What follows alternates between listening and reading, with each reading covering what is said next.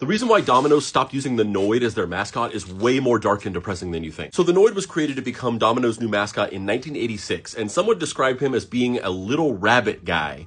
But in reality, he was like a weird little guy wearing like a rabbit costume. The whole concept of the Noid marketing campaign is that the Domino's delivery drivers were supposed to be able to get to your house in 30 minutes or less.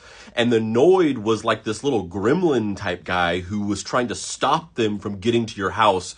And so these Domino's delivery drivers would have to avoid the Noid and get to your house in 30 minutes. And the Noid and its marketing campaign were insanely popular and successful. There was a Saturday morning cartoon that was in development at one point, although they ended up not making it because of some parental activist groups that complained. There was a video game that was put out at one point, and it just became this huge cultural staple. Well, in 1989, a man named Kenneth Noid walked into a Domino's in Chamblee, Georgia with a .357 Magnum, which is the gun that Dirty Harry uses, and held up the entire store at gunpoint and went on an insane tirade about the fact that Domino's was making fun of him personally with the Noid character and mocking the fact that everybody wanted to avoid him. And that is not a joke.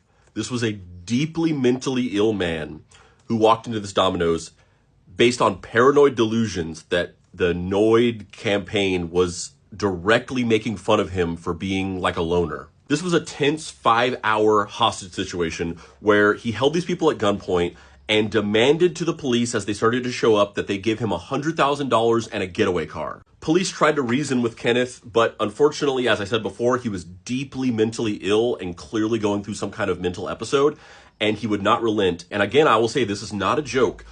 Kenneth Noid got hungry, and the employees at the Domino's offered to make him a pizza. They got him a pizza, and when he ate it, he put the gun down, and they grabbed the gun from him, and the police came in and arrested him. So Kenneth Noid was arrested, charged, and eventually put on trial for attempted murder, kidnapping, and a few other charges, but ultimately was found not guilty by reason of insanity because he was a very unwell person.